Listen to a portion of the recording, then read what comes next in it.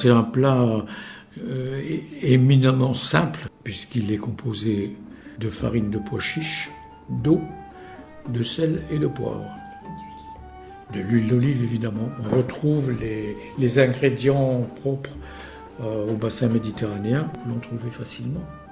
Le cumin, c'est certains qui aiment bien le cumin. Le plat se prépare la veille, 1 litre d'eau avec 250 g de farine de pois chiche, qui sont bien mélangés. Le tout doit être préparé donc la veille et doit reposer toute la nuit. Et le lendemain matin, on y incorpore 2 cuillerées à soupe d'huile d'olive, du sel et du poivre, beaucoup de sel, beaucoup de poivre. On met tout ça dans un plat au four très chaud et il faut surveiller la cuisson, mais dès qu'au-dessus se forme une petite croûte un peu brûlée, la kalentika est cuite, elle se mange chaude la plupart du temps, mais elle se mange aussi bien froide. Commercialement, finalement, il y a quelqu'un qui dans la ville d'Oran, fabriquait ces kalentika dans de grands plateaux de 2 à 3 cm de profondeur en fer.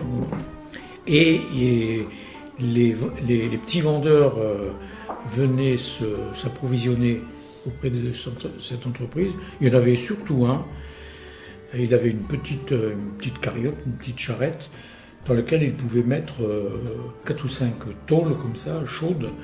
Et il descendait très vite vers le centre de ville, en s'arrêtant partout où on l'arrêtait pour acheter des portions de kalentika. Et ce petit marchand à Oran, il s'appelait Chergui. On savait que Chergui arrivait à telle heure.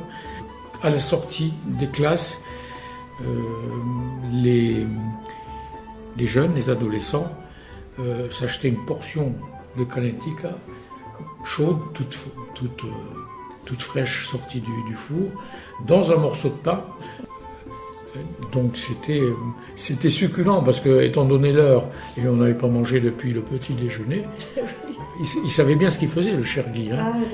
Il arrivait au bon moment et au bon endroit. Il paraît qu'il s'est fait une petite fortune en vendant sa kalentika.